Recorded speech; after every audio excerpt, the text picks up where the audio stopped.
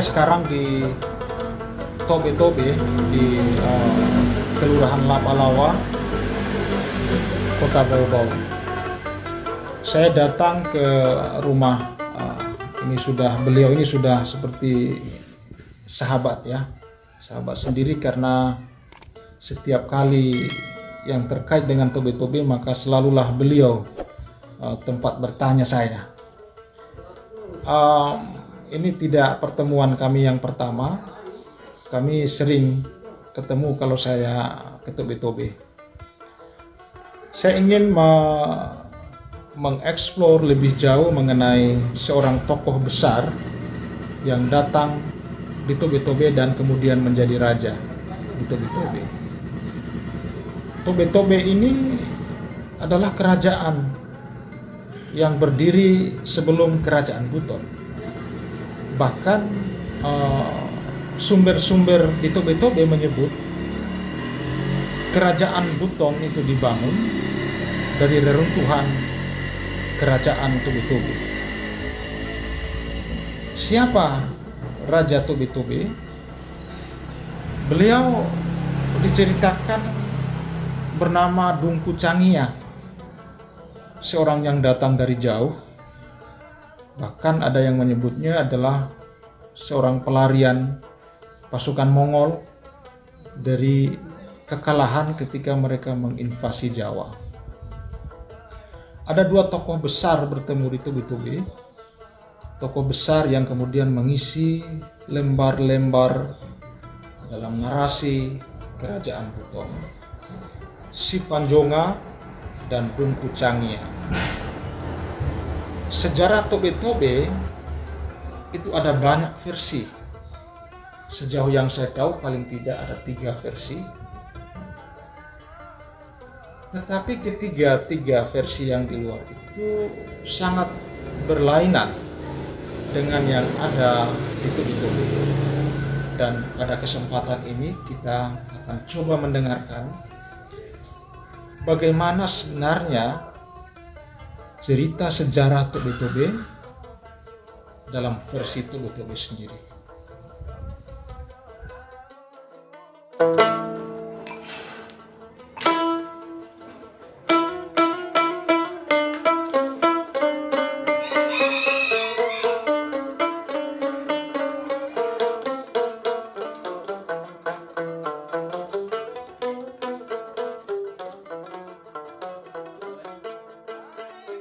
Saya datang ke Lapalawa untuk membincangkan lebih jauh mengenai kerajaan Tobe-Tobe. Kerajaan Tobe-Tobe adalah kerajaan yang tidak hanya kehilangan jejak negerinya, tetapi bahkan juga kehilangan entitas yang menjadi identitas jati diri keberadaannya. Dua yang menjadi jati dirinya ikut juga tergerus hilang, dan sekarang kita tinggal hanya menemukan satu orang yang masih fasih menuturkan bahasa Tobe-Tobe. Tobe-Tobe kehilangan bahasa dan kebudayaannya. Saya sekarang di rumahnya Pak Safarudin, seorang tokoh yang banyak mengetahui mengenai narasi sejarah Tobe-Tobe versi Tobe-Tobe. Jadi banyak kita mendengar di luar mengenai sejarah Tobe-Tobe, tetapi tidak dari versi orang-orang Tobe-Tobe. Saya datang sekarang untuk coba menggali sejarah Tobe-Tobe versi Tobe-Tobe langsung dari orang Tobe-Tobe sendiri. Baik, ini saya sekarang di rumahnya Pak Safarudin di Lapalawa. Saya tidak yang pertama kali datang di sini. Sebelumnya sering dengan beliau karena paling tidak sudah 2 kali saya mengunjungi Tobe-Tobe, kampung lama Tobe-Tobe di atas Lapalawa sana. ini Pak Safarudin. Saya akan berbincang dengan beliau mengenai tobe-tobe setelah ini.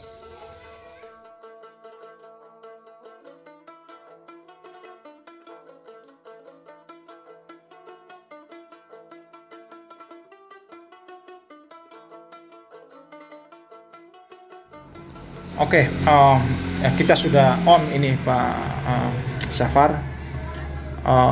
Mungkin bisa Pak Safar menceritakan sejarah tobe-tobe dari sumber-sumber tobe-tobe sendiri, karena sependek yang saya tahu, ya, tobe-tobe ini punya banyak versi cerita mengenainya.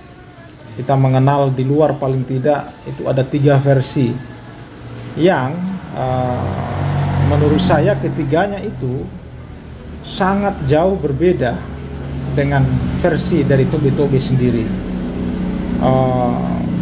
Teman-teman di luar mungkin ingin mendengar narasi sejarah tobe-tobe, versi tobe-tobe sendiri seperti apa. Silakan Pak Safar. Tobe-tobe, sebelum kita jelaskan apa sebenarnya itu, bagaimana perjalanan sejarah tobe-tobe, sebelumnya kita harus tahu sebenarnya arti tobe-tobe itu. Tobe-tobe itu artinya tutubah, itu bahasa Boli. Tutubah itu sama dengan ketuban, atau biasa juga orang sebelum kelahiran itu pasti yang lahir tutubah dulu, ya. Jadi itulah tobe-tobe itu. Di versi Labalawa, tobe-tobe itu tadi yang artinya tutubah. Di zaman dulu, di sebelum itu Dungkuncangnya itu tiba, di tobe-tobe sudah ada orang di tobe-tobe itu. Sudah ada, bahkan itu menurut cerita itu ada jin, sifatnya orang itu masih seperti jin, ada indek itu manusia kerdil, orang yang ada di tobe-tobe itu. Kemudian setelah tiba itu Dungkuncangnya, kemudian dia buat perkampungan di tobe-tobe. Ya, singkat cerita perjalanannya itu setelah beberapa tahun, beberapa puluh tahun kemudian tibalah itu salah seorang pengembara lain, yaitu si Panjonga itu. Nah, di sebelum tibanya si Panjonga, di situ belum ada pemimpin yang jelas, misalnya dikatakan jadi. Oh, berarti duluan Dungkucangi ya? Ya, tiba di tobe-tobe, iya. Baru disusul oleh si Panjonga. Iya. Jauh selisih waktunya. Jauh selisih waktunya. Baru tiba itu. Nah, setelah itu kehadirannya si Panjonga di tobe-tobe itu, si Panjonga itu datang di Buton ini, itu menurut kisah itu ada istrinya, kemudian ada anaknya, ya. Jadi itu paling kurang ada 3 itu, anak kemudian istrinya. Nah, berkaitan dengan tobe-tobe tadi itu, si Panjonga itu datang pertama itu dia ada di pantai Topa itu. Ya, di Sula itu. Di Sula. Tapi karena di Sula itu kan dia tinggal di pinggir pantai di situ. Kemudian anaknya itu selalu digigit sama kepiting itu. Kepiting atau bahasa Bule yang kalalite itu. Yang kalalite. Sehingga kemudian mereka pindah di atas, di hutan. Di hutan di atas itu, di Wangkosea namanya itu. Ya. Di Wangkosea, tapi karena anaknya juga tidak tahan, selalu digigit semut. Sea itu artinya semut kalau bahasa Labalawa. Iya. Kayaknya sehingga mereka pindah itu di Rano. Rano itu kan itu genangan air itu. Di Rano, sehingga itu bisa itu orang ada juga yang mengatakan itu katanya di Tomba itu. Di Rano, di Tomba. Nah, di situ mereka tidak tahan, digigit nyamuk anaknya. Sehingga mau tidak mau si Panjonga itu dia harus cari tempat yang lebih layak, tinggal yang lebih aman, nyaman. Sehingga pagi-pagi itu anaknya dia tinggalkan di Rano itu, kemudian dia mendaki gunung, dia naik ke atas. Ya, dia naik di atas ini akan sampai di yang sekarang itu Jaribolio itu. Disitulah dia dapat pohon konau itu. Dapat pohon konau, ternyata ada pohon konau itu sudah disadap orang, Nah, sehingga itu dalam hatinya itu si Panjung ternyata sudah ada orang di sini, makanya dia cari tahu itu orangnya. Nah, karena ada konau sehingga dia datang ambil itu sebelum yang punya konau itu datang, dia ambil itu airnya konau, baru dia minum. Habis itu dia pulang. Nah, ternyata setelah sepulangnya itu si Panjonga, lah yang punya konau itu datang. Yang punya konau itu adalah Dungku Cangya. Dungku Cangya itu memang namanya begitu Dungku Cangya atau punya nama lain di Tubi-Tubi? Kalau di yang untuk literatur namanya itu saya saja belum, karena di sini dikenal itu dengan Sangya Dungku itu. Sangya Dungku. Ada tidak dikenal namanya Kosi? Kalau di ini saya belum ada literatur saya. Orang-orang tua itu kan biasa aku di Boton tidak pernah dia sebut nama itu. Tidak pernah sebut nama. Iya. Oke, baik. Kemudian perjalanannya setelah itu Dungku Cangya tiba, kemudian sudah diminum konaunya, sehingga ya dalam terketuk juga dalam hatinya ternyata ada orang, ya ada orang yang berkeliaran di hutan sini, gitu. Ada orang yang berkeliaran, berarti nanti singkat waktu itu setelah beberapa saat kemudian dia datang, selalu dia minum itu konau. Nanti hari terakhir itu dia tebas itu semua daun-daun di situ, pohon-pohon di situ itu Dungku Cangya itu. Karena dia tebas itu, dia bersihkan itu semua pohon-pohon yang ada di situ, sehingga itu si Panjonga itu diambil rotan itu 1 jengkal panjangnya, kemudian dia simpul, kemudian dia taruh dengan air konau, dia simpan di kalembang itu, tangganya untuk naik di pohon konau itu, dia simpan di situ. Nah, singkat cerita itu setelah itu Dungku Cangya itu datang, kemudian dia lihat tadi simpulan itu, rotan itu 1 jengkal tadi disimpul, diisi dengan air konau, dia tidak menetes, sehingga dia bilang itu Dungku Cangya ternyata ini orang hebat, orang kuat ini yang datang minum sapunya konau. Nah, itu setelah seperti itu kemudian dia tebang itu pohon besar yang ada di sekitar konaunya itu ceritanya begitu. Kemudian dia baring di batang kayu tadi, dia ikuti itu panjangnya batang kayu, dia baring itu Dungku Cangya. Waktu dia baring itu ceritanya itu lututnya itu besarnya itu kayu, tapi lututnya masih sampai juga di atas. Sehingga itu kan biasa orang sebut dengan kalangketu itu. Itu kalau dia dikenal di tempat-tempat lain itu. Dungku Cangya itu. Dungku Cangya itu. Dia panjang itu lututnya itu. Kelihatan juga di atasnya pohon itu lututnya. Sudahlah buku Torenda kah ini Dungku Cangya atau orang lain? Lah, buku Torenda itu kan sebenarnya sudah si Panjonga. Si Panjonga.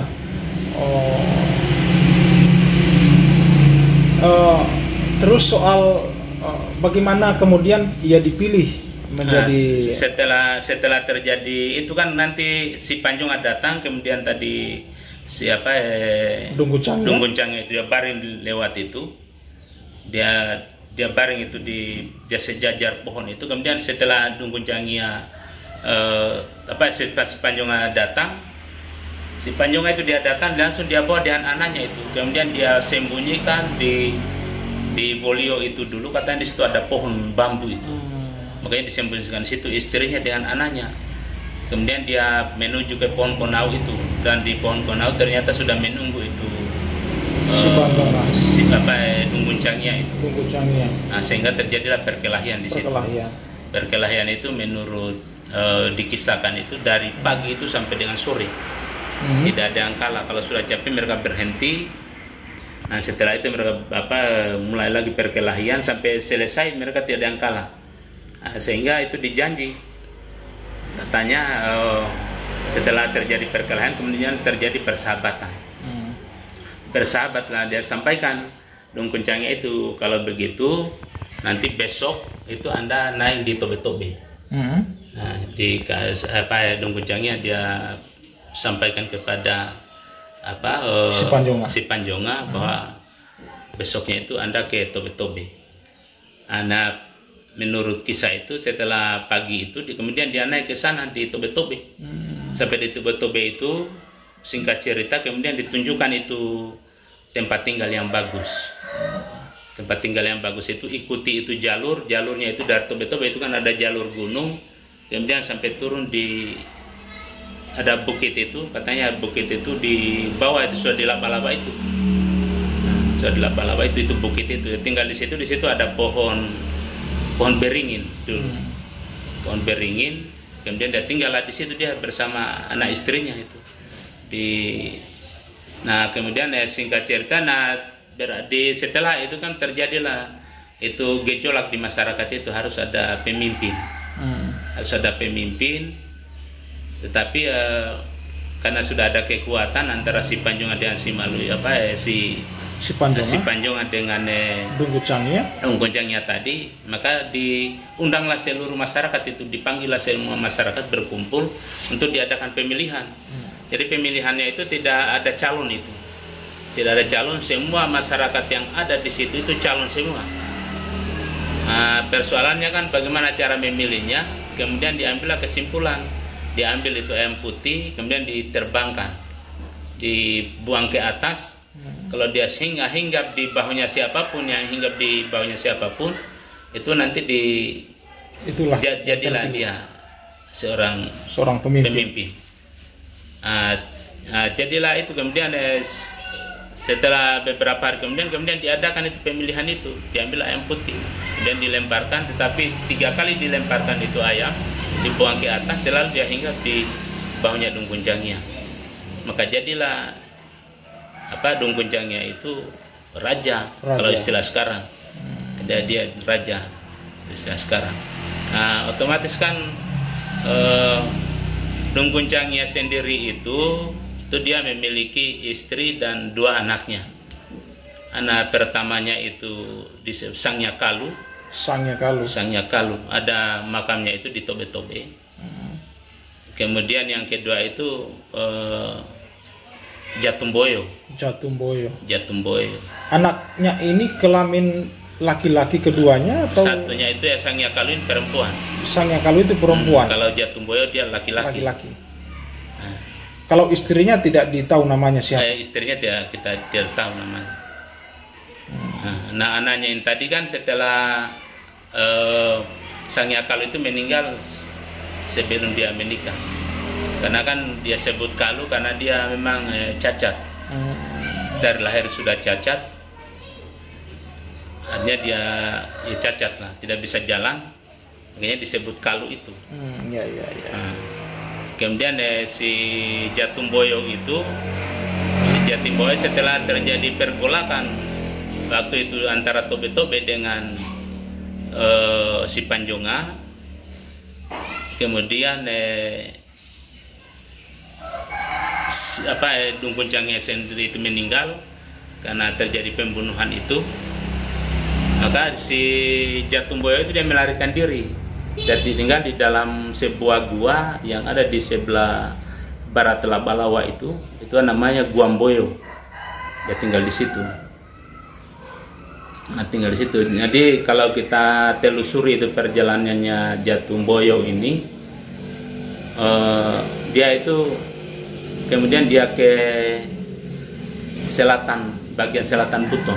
Dia lari ke sana, Jatumboyo, kemudian sampai itulah dia disebut dengan Sangya Sampalu itu. Sangya Sampalu.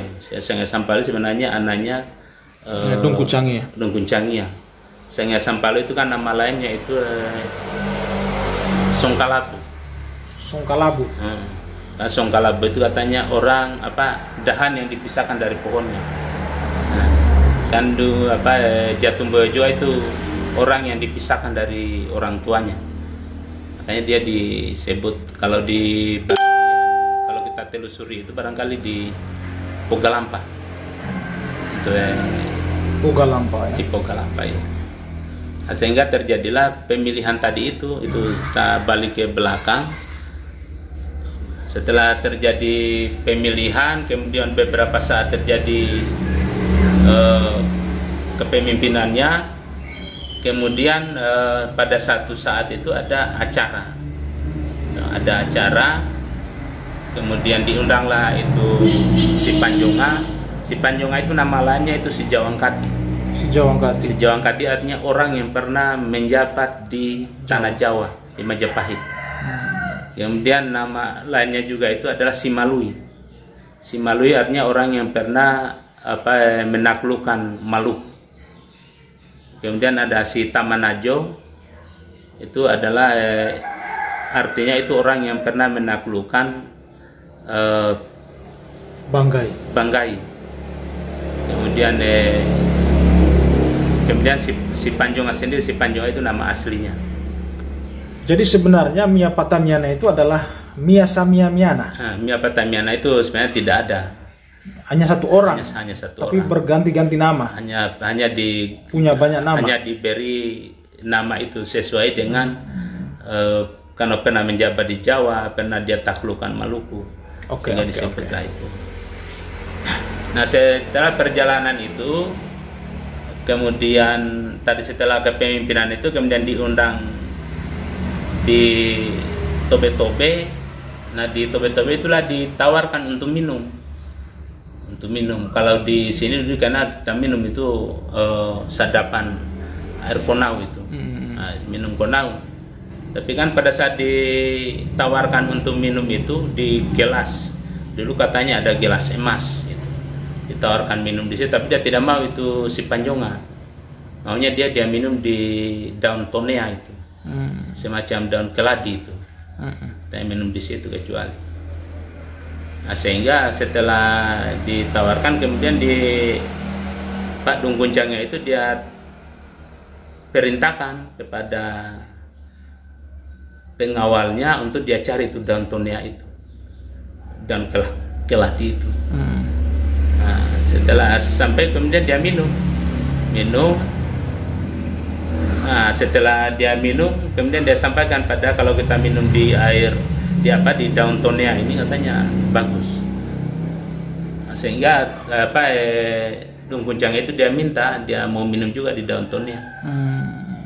Nah, saat dia minum itulah kemudian dia dihabisi, dibunuh oleh si Panjonga.